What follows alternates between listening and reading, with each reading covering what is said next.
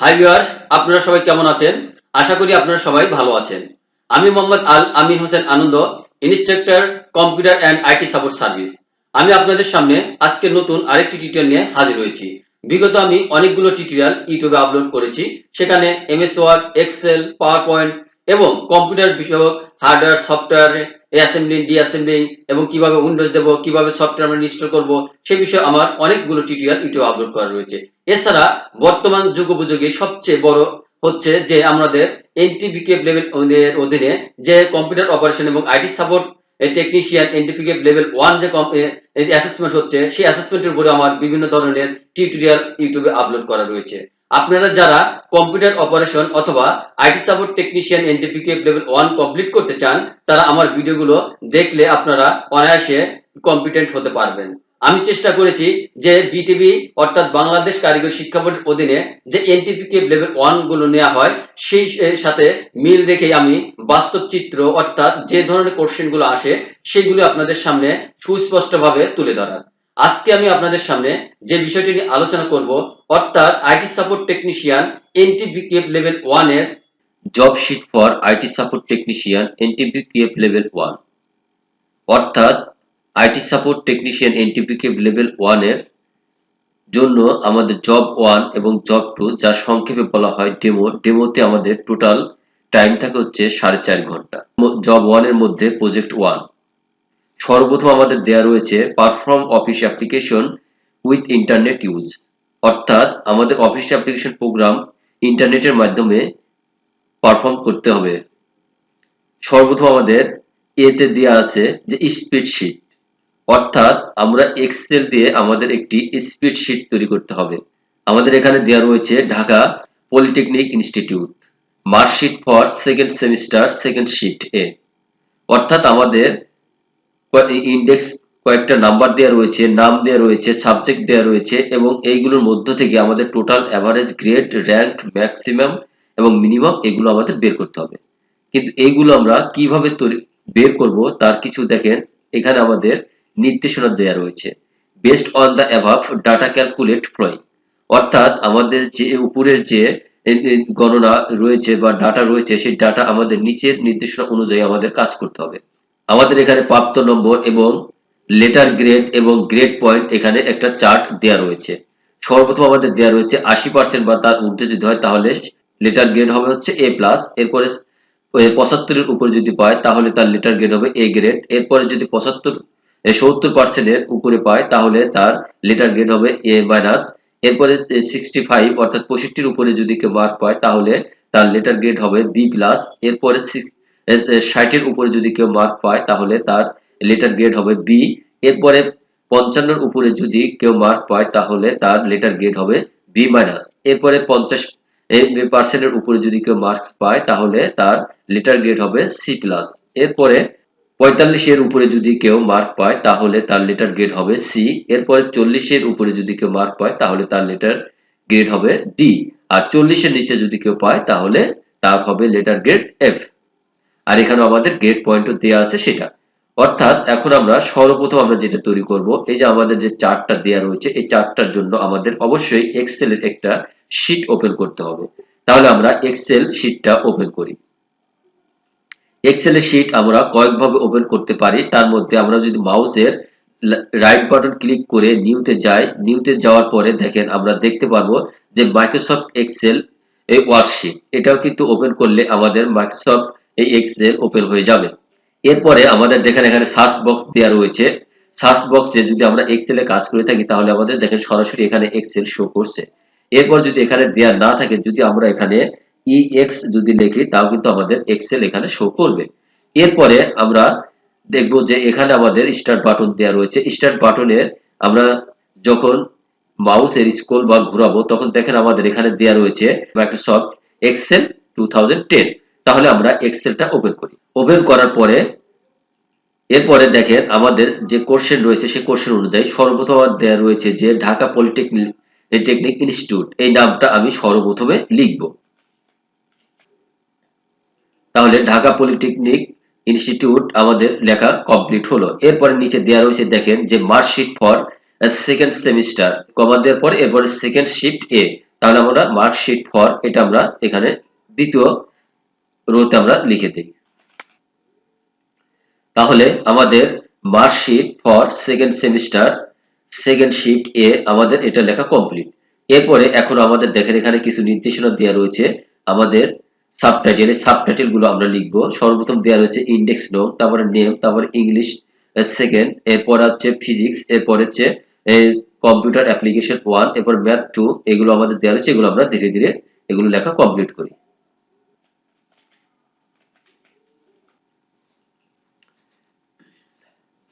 তাহলে আমরা এগুলো লিখে কমপ্লিট করলাম। তাহলে আমাদের যেভাবে ধারাবাহিকতা দেওয়া রয়েছে উপরের সাবটাইটেল গুলো সেগুলো এখন উপরে দেখেন আমাদের কয়েকটা সেল নিয়ে একটি সেলে রূপান্তরিত হয়েছে। সেটা আমরা কিভাবে করব সেটা দেখেন যে আমাদের এখানে কিন্তু দুইটা সেল দেখাচ্ছে, অর্থাৎ কয়েকটা সেল মিলে একটা সেল হয়েছে। সেক্ষেত্রে আমরা কি করব, সেখানে আমরা তাহলে আমাদের যে পর্যন্ত আছে সে পর্যন্ত আমরা সিলেক্ট করে নেব। সিলেক্ট করার পরে আমাদের দেখায় এখানে দেওয়া রয়েছে মার্জ এন্ড সেন্টার, সেখানে আমরা ক্লিক করব। করলে পরে আমাদের কিন্তু এই সবগুলো সেল মিলে একটি সেলে রূপান্তরিত হবে। এরপরে আমরা টাইটেলটা একটু বড় করব, অর্থাৎ একটু বড় করে দিচ্ছি আমরা। এরপর এটা আমরা বোল্ড করে দিচ্ছি। দেওয়ার পরে এখন এটাও আমরা কি করব, এই বরাবর আমরা এটা সিলেক্ট করে নেব। নেওয়ার পরে আমরা আবার মার্জ এন্ড সেন্টারে ক্লিক করব। তাহলে আমাদের কয়েকটা সেল মিলে একটা সেলে রূপান্তরিত হবে। তাহলে আমরা মোটামুটি এটাও আমরা একটু টাইটেলটা সাবটাইটেলটা আমরা আরেকটু বড় করে দিলাম। দেওয়ার পরে আমি আরেকটু জুম করে নিলাম। দেখেন এখানে জুম দিয়ে আছে আর এখানে জুম আউট দিয়ে আছে, অর্থাৎ জুম আউট করলে ছোট হবে আর জুম ইন করলে আমাদের এখানে বড় হবে। তাহলে আমরা এখানে জুম ইন করে দিলাম। দেওয়ার পর আমার একটু বড় হয়ে গেল, তাহলে আমাদের দেখা আর একটু সুবিধা হবে। হওয়ার পরে আমাদের ইন্ডেক্স নাম্বার দেওয়া রয়েছে। দেওয়ার পরে আমি দিলাম। দেওয়ার পরে আমার আরেকটা রয়েছে, তাহলে আমি এখানে আবার ক্লিক করব। করার পরে আমরা এখানে ক্লিক করব। করার পরে দেখেন 1 দেওয়া রয়েছে, 2 দেওয়ার পরে এই দুইটা সেল যদি আমি সিলেক্ট করে আমাদের এই যে কালো দাগ আসার পরে, অর্থাৎ এই প্লাস চিহ্ন আসার পরে আমি যদি ড্রাগ করি, তাহলে আমার কিন্তু ধারাবাহিকভাবে সব সংখ্যা নিয়ে নেবে। নেওয়ার পরে দেখেন আমরা এখানে যদি আমরা যখন দেখছি আমাদের কিন্তু এখানে বর্ডার দেয়া রয়েছে, কিন্তু আমরা কিন্তু এখনো বর্ডার দেইনি। তাহলে বর্ডার কিভাবে দেয় সেই জিনিসটা আমি দেখা দিচ্ছি। তাহলে আমরা এই পুরাটা আমরা সিলেক্ট করে নিচ্ছি। সিলেক্ট করে নেওয়ার পরে আমাদের দেখেন এখানে দেয়া রয়েছে বর্ডার। এই বর্ডারে যদি আমরা ক্লিক করি অল বর্ডার, তাহলে সবগুলোই বর্ডার হয়ে যাবে। আর যদি নো বর্ডার করে দিই তাহলে নো বর্ডার হবে। তাহলে আমি যে অল বর্ডার সিলেক্ট করলাম, তাহলে আমাদের কিন্তু অল বর্ডার হয়ে গেল। হওয়ার পরে আমাদের নাম রয়েছে, সেই নামগুলো আমরা লিখি। তাহলে নাম আমাদের দেয়া রয়েছে মিস্টার রানা, সাদ্দাম, মাসুদ, আকলিমা, এরপরে সালমা, এরপরে এমডি রেজাউল। তাহলে আমরা এই নামগুলো লেখা কমপ্লিট করি।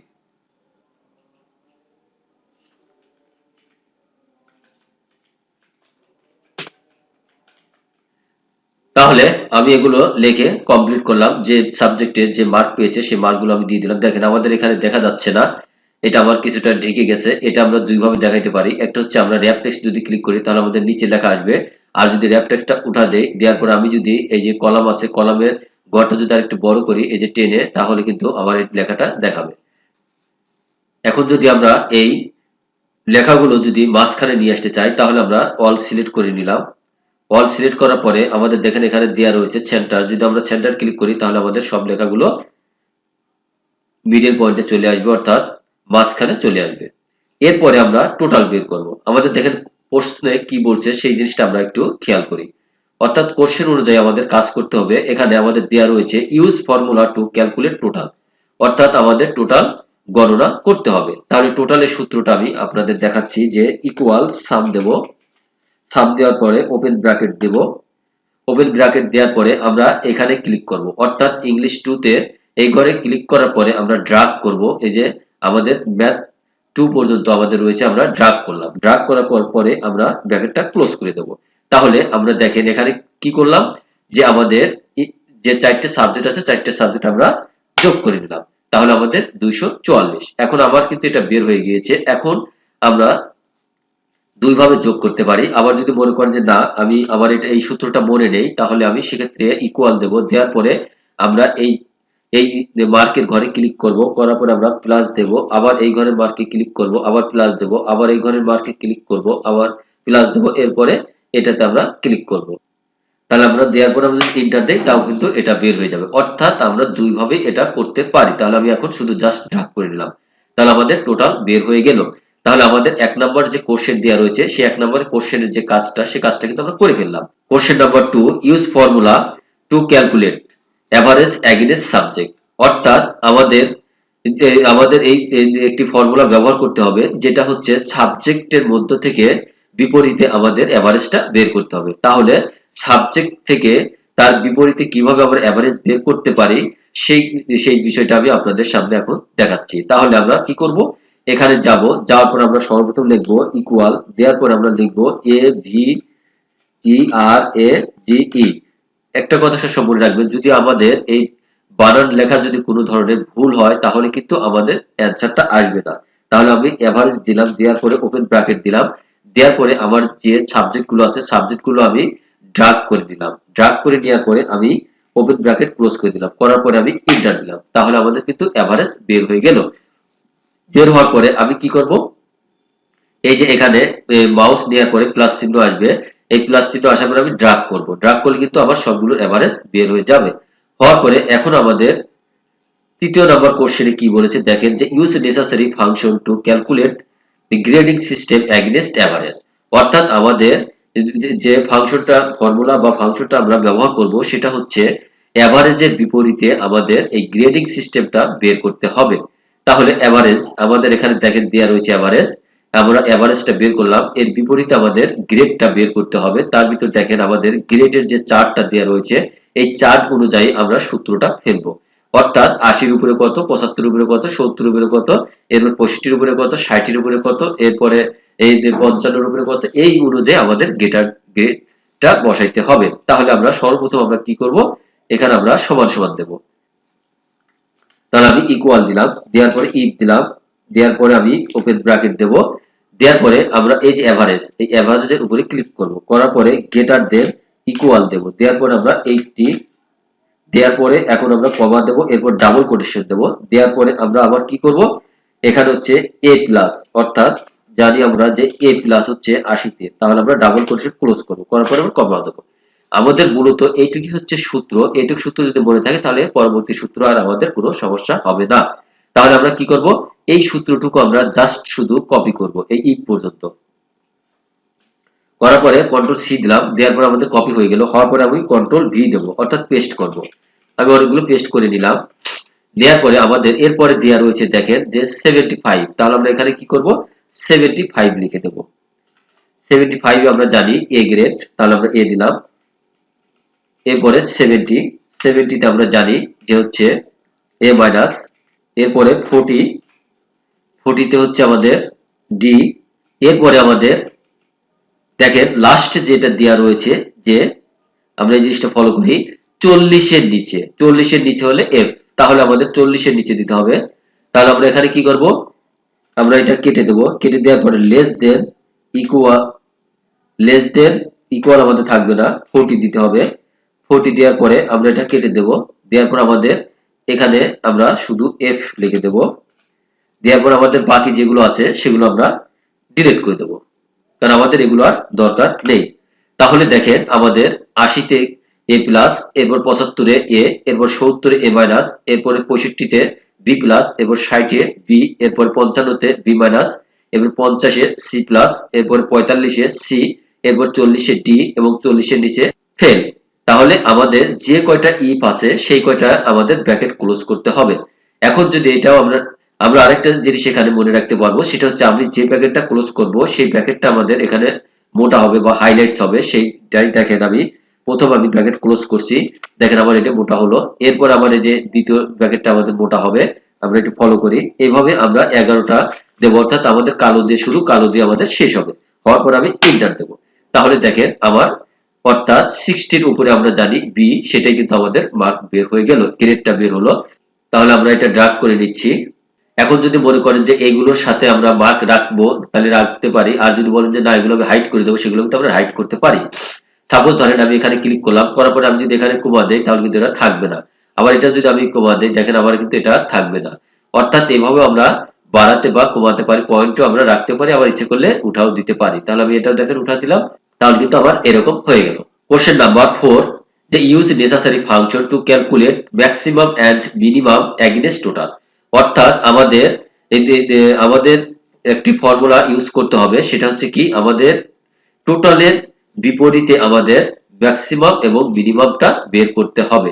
তাহলে আমরা ম্যাক্সিমাম এবং মিনিমাম বের করি। তাহলে আমি এখানে ম্যাক্সিমাম অর্থাৎ ইকুয়াল এম এ এক্স দিয়ে দিলাম, দেওয়ার পরে আমি হচ্ছে ওপেন ব্র্যাকেট দিয়ে দেবো, দেওয়ার পরে আমাদের কিসের বিরুদ্ধে করতে বলছে, আমাদের বিপরীতে যে টোটালের বিপরীতে। তাহলে আমি টোটাল আমি সিলেক্ট করলাম, করার পরে আমি নিচ পর্যন্ত ড্রাগ করলাম, ড্রাগ করার পরে ওপেন ব্র্যাকেট ক্লোজ করলাম, করার পরে এন্টার দিলাম। দেখেন তাহলে আমার এখানে সর্বোচ্চ হচ্ছে 304, তাহলে আমাদের এখানে সর্বোচ্চ 304 দেখাচ্ছে। এরপরে মিনিমাম বার করতে বলছে, আবার আমি কি করব, ইকুয়াল দেবো, এম আই এন দেবো, দেওয়ার পরে আমি ওপেন ব্র্যাকেট দেবো, দেওয়ার পরে আবার এই টোটাল অর্থাৎ টোটালের বিপরীতে যেহেতু বের করতে বলছে এই জন্য আমরা টোটালকে সিলেক্ট করলাম। ড্রাগ করে নেওয়ার পরে আমরা কি করব, এখন ব্র্যাকেটটা ক্লোজ করে দেবো। এখন যদি প্রশ্ন করেন যে আসলে G4 এবং G9টা কি, অর্থাৎ আমাদের কলামের নাম হচ্ছে জি আর 4 হচ্ছে রো নাম্বার, আর এখানে জি এটাও হচ্ছে জি হচ্ছে আমাদের কলামের নাম, আর 9 হচ্ছে আমাদের দেখেন সর্বশেষ রোটা হচ্ছে 9 নম্বরে, এই জন্য আমাদের G4 আর G9টা এখানে শো করছে। করার পরে আমরা এন্টার দেবো। তাহলে দেখেন আমাদের ম্যাক্সিমাম মিনিমাম বের হয়ে গেল। হওয়ার পরে আমরা কি করব, এটাকে পুরোটা সিলেক্ট করব, করার পরে আমাদের দেখেন এখানে দেওয়া রয়েছে মার্জ এন্ড সেন্টার, এটা আমরা ক্লিক করব। করার পরে এই দেখেন লেখাটা নিচে চলে গেছে, আমরা যদি এখানে মাঝে ক্লিক করি তাহলে আমাদের মাঝে হয়ে যাবে। আবার আমরা এটা কি করব, আবার এটা সিলেক্ট করব, করার পরে মার্জ এন্ড সেন্টার ক্লিক করব, করার পরে এরপর আবার যদি আমরা এখানে ক্লিক করি তাহলে আমাদের এটা মাঝে চলে আসবে। এরপরে প্রশ্নে আমাদের কি বলছে দেখেন, যে use necessary function to calculate rank against total, অর্থাৎ আমাদের র‍্যাঙ্কটা বের করতে হবে টোটালের বিপরীতে। তাহলে সেটা আমরা বের করি। তাহলে আমরা আবার যাব, র‍্যাঙ্কে গেলাম, যাওয়ার পর আমরা ইকুয়াল আর এ এন কে র‍্যাঙ্ক আমরা দিয়ে দিলাম, দেওয়ার পর আমরা ওপেন ব্র্যাকেট দিলাম, দেওয়ার পর আমাদের যেহেতু টোটালের বিপরীতে বের করতে বলেছে তাহলে আমরা টোটাল উপর ক্লিক করলাম, করার পরে আমরা আবার কমা দেব, দেওয়ার পরে আমরা হচ্ছে আবার এই টোটালের প্রথম ঘরে ক্লিক করব, করার পরে আমরা এটা নিচ পর্যন্ত ড্রাগ করে নেব, ড্রাগ করে নেওয়ার পরে আমরা ব্র্যাকেটটা ক্লোজ করে দেব, দেওয়ার পরে আমি এন্টার দেব। দেওয়ার পরে আমার র‍্যাঙ্ক কিন্তু বের হয়ে গেছে। হওয়ার পরে আমি এটা ড্রাগ করব। এই যে আমি র‍্যাঙ্ক বের করলাম, কিন্তু আমাদের এখানে প্রবলেমটা হচ্ছে দেখেন যে আমার 1 হচ্ছে 3 জায়গা দেখাচ্ছে, 2 হচ্ছে 2 জায়গা দেখাচ্ছে। এই যে আমাদের এই র‍্যাঙ্কটা কিন্তু ধারাবাহিকভাবে আমাদের অ্যাসেন্ডিং বা ডিঅ্যাসেন্ডিং হয়নি, বা আমাদের ধারাবাহিকভাবে এখানে র‍্যাঙ্কটা হয়নি। এটা না হওয়ার কারণটা হচ্ছে আমরা যে যখন র‍্যাঙ্কের সূত্রটা করব তখন আমাদের দেখেন এই যে এইটুকু আমরা কি করব, সিলেক্ট করে নেব। সিলেক্ট করার পরে আমাদের কিবোর্ডে দেয়া আছে ফাংশন 4, অর্থাৎ ফাংশন 4 এ আমরা ক্লিক করব, করার পরে তাহলে কি হবে, এই যে আমরা যেটা নিলাম, যেটা ড্র্যাগ করলাম, এটা আমাদের লক হয়ে যাবে। এটা লক হয়ে যাওয়ার পরে আমরা এন্টার দেব। দেওয়ার পরে আমরা যদি এখন এটাকে ড্র্যাগ করি তাহলে দেখেন আমাদের একই সংখ্যা বারবার দেখা যাবে না। তাহলে আমি যদি টান দিলাম তাহলে দেখেন যে 1 2 3 4 5 6, অর্থাৎ এইভাবে আমরা র‍্যাঙ্কটা বের করব, তাহলে আমাদের একই সংখ্যা বারবার এখানে শো করবে না। এইটাই ছিল হচ্ছে আমাদের মূলত যে স্প্রেডশিটটা তৈরি করতে বলছে, সেই স্প্রেডশিটটা হচ্ছে আমাদের এটা। অর্থাৎ আমরা যদি আইটি সাপোর্ট অথবা কম্পিউটার অপারেশনে এটিপিকে লেভেল 1 কমপ্লিট করতে চাই, যদি আমাদের এই ধরনের জব 1 এর মধ্যে প্রজেক্ট 1 এ এই ধরনের যদি আমাদের কোশ্চেন আসে তাহলে আমরা এইভাবে অ্যানসার দেব। অর্থাৎ যে প্রশ্নের মধ্যে যে নির্দেশনা দেয়া থাকবে সেই নির্দেশনা অনুযায়ী আমাদের কাজ করতে হবে। এর বিপরীতে যদি আমরা কাজ করি তাহলে কিন্তু আমরা কম্পিটেন্ট হতে পারবো না। হাই ভিউয়ার, আমি এতক্ষণ চেষ্টা করেছি আপনাদের সামনে কম্পিউটার অপারেশন এবং আইটি সাপোর্ট টেকনিশিয়ান এনটিপিকে লেভেল 1 এর যে বিষয়গুলো আমাদের জানা দরকার সেই বিষয়টি আমি আপনাদের সামনে সুস্পষ্টভাবে তুলে ধরার চেষ্টা করেছি। আপনারা যদি আমার এই ভিডিওটি স্কিপ না করে শুরু থেকে শেষ পর্যন্ত দেখে থাকেন তাহলে আমার বিশ্বাস আজকে আমি যে বিষয় নিয়ে আলোচনা করেছি সেই বিষয়ে আপনারা সুস্পষ্ট ধারণা পেয়ে গিয়েছেন। তাহলে আজকে আর কথা না বাড়িয়ে আবারও আমি আপনাদের সামনে স্মরণ করে দিচ্ছি যে আমার চ্যানেলটির নাম হচ্ছে আল-আমিন আনন্দ। আপনারা যদি ইউটিউবে আল-আমিন আনন্দ লিখে সার্চ দেন তাহলে আপনারা computer operation, IT support technician এনটিপিকে লেভেল 1 এবং আপনারা কম্পিউটারের হার্ডওয়্যার সফটওয়্যার সম্পর্কে বিভিন্ন ধরনের টিউটোরিয়াল পেয়ে যাবেন। আমি চেষ্টা করেছি সেখানে সব বিষয়গুলো স্পষ্টভাবে তুলে ধরার। তাহলে আজকে আর কথা না বাড়িয়ে পরবর্তী টিউটোরিয়াল দেখার আমন্ত্রণ জানিয়ে আজকের মতো আমি বিদায় নিচ্ছি। আমি Mohammad Al-Amin Hossain Ananda, instructor computer and IT support service. আপনারা ভালো থাকুন, সুস্থ থাকুন। আল্লাহ হাফেজ।